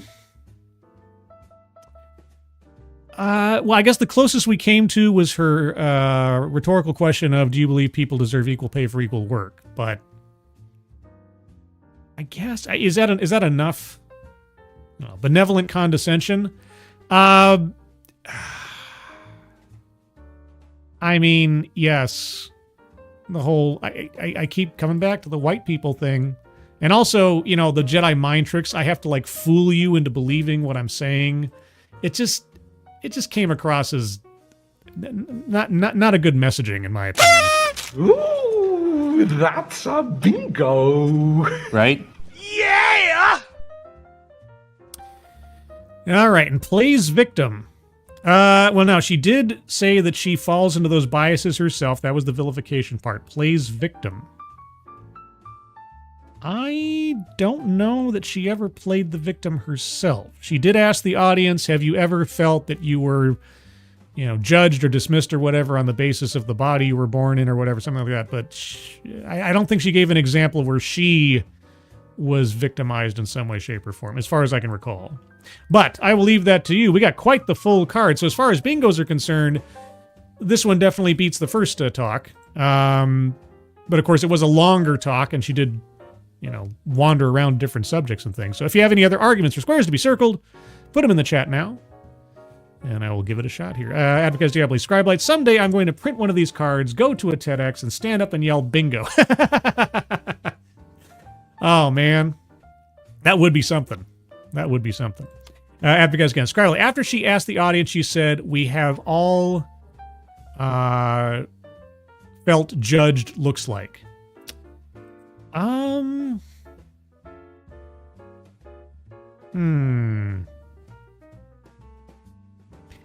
See, the only reason I hesitate is she didn't get more specific about her own experience in some way. I needed something, a story, something from her that was placing herself in a victimhood status, and I didn't hear that explicitly about her, where she's playing the victim. She distributed out the notion a bit in that question, but it wasn't on her enough. So, Frosted Glass, Andrew, that never happened. Yoda didn't teach Luke any Jedi mind tricks.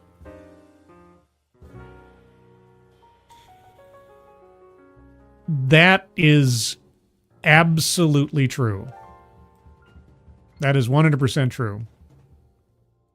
Yeah, no, that wasn't part of his education with Yoda. Yeah, it's true. Good code. Bingo. What? Of course! All right, I think we're going to be hitting a wall here pretty quick, unless somebody's got some really good arguments. Really good arguments. Let's see. Advocates W. Obi-Wan demonstrated a Jedi mind trick in front of Luke. He didn't teach Luke Jedi mind tricks. Luke had to kind of self-teach. There's a whole bunch of things that happen in between Empire and Jedi. And most of them can be described, at least in part, in the Shadows of the Empire novel. Which, of course, is all just legends now and doesn't actually count, but to hell with Disney, it still counts. It was still a pretty cool multimedia project. It was a multimedia project specifically meant to gear up and test out all the mechanisms necessary to do the prequels marketing and merchandising. But still, it was good in and of itself. Any other arguments for squares to be circled? We have economic disparity, attempt to coin new buzzword, buzz phrase, and plays victim. I'm not sure if we can cover them, but boy, we are really close to a blackout. But yeah, now the bar for arguments is thus raised even higher as close as we are to a blackout. So if you have any other arguments, let me know. Let's see. Didn't Lucas buy Star Wars back? No. No. No. Disney owns that until the end of time for the amount of money they paid and everything else. No. Nope. That would be news. I'd be on like 3 or 4 different Midnight's Edge streams talking about that one if that were true. But it ain't. Let's see. Any other arguments, guys? I know we're probably at a thin area. I'll give it another minute here because I imagine there's somebody or someone typing out a long argument or explanation or something. In the meantime of that, I'll give it another minute here. Let's go over to the Discord server. Did you guys know I have a Discord server? Well, if you didn't know I have a Discord server, let me tell you, I have a Discord server. And if you'd like to join the Discord server, there's a link in the chat right now. You just have to click on that link, find yourself on the landing channel called Say Hello. And in addition to saying hello, you also have to say the secret word. The secret word tells me that you are not a bot. You're not the droid I'm looking for, and are in fact a real person, and thus earn the right, the privilege, the entitlement to join the Discord server. And today's secret word is ampersand. Yes, just say hello, ampersand, and that can either be the word ampersand, or you can just put an ampersand after your hello, and I'll know that you watched the show. Advocatus, economic disparity. The dark side kept the light side poor and destitute.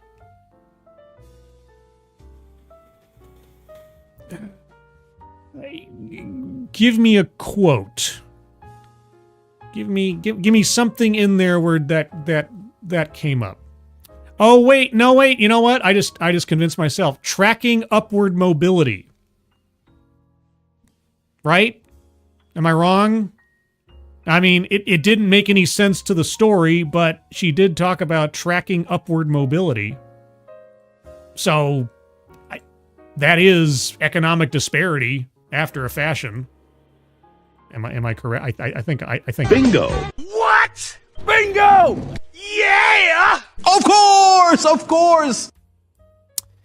Boy, oh boy, 2 squares left. Anybody got any long shots? They better be, I'm just saying, they had better be good. If you have anything left, it had better be really good. Because I am not going to be easy, or go easy, on any arguments from here on out. I'll give it another minute or two here. I'll give it to the top of the hour. We'll make it an even 2-hour long stream. Any last-minute arguments for squares to be circled, plays victim, or attempt to coin new buzzword, buzz phrase. I don't know. Maybe there's something in there, plays victim. I don't know. Attempt to coin new buzzword. I didn't hear anything. I was waiting for her to, name her own Jedi mind trick or something. Or something I like to call or whatever, but I didn't hear any of that, so I don't know. A couple of programming notes. Sunday at 8 a.m. Pacific, 11 a.m. Eastern will be the Sunday stream, where I'll go over some interesting news stories of the week, amongst other things. I will be out of pocket Saturday, because I'll be celebrating Thanksmas, the in-between holiday that my family and I celebrate, to dodge all of the stress and hustle and bustle of both Thanksgiving and Christmas. And so I'll be doing that with my family. That'll be fun. Let's see. Advocatus. I got none, but I was in and out of the room most of the time. All right. And Detroit Jones. DEI is nepotism with extra steps. Well, yeah, after a fashion. Frosted Glass. Plays victim. Her son only had white male toys. That's not her playing the victim. That was her vilifying herself for having bias towards male superhero toys for her son. That's what she was talking about, the unlearning part. That's where she's self-vilified, that even I'm susceptible to this. So, yeah, not quite. Not quite. Let's see. All right, I think I'm going to call it here, guys. Yeah, we came close, but yeah, just a couple that didn't quite pass muster. Now, oh wait, Ostsand, all right. Plays victim mentions how companies are cutting DEI stuff. She is a DEI implementer. She's bemoaning her own job being reduced. Now, wait, did she do that? The first lady did for sure. But did she do that? And I honestly can't remember now. I'm kind of having these two things munged in my mind here. So did she talk about DEI was being cut?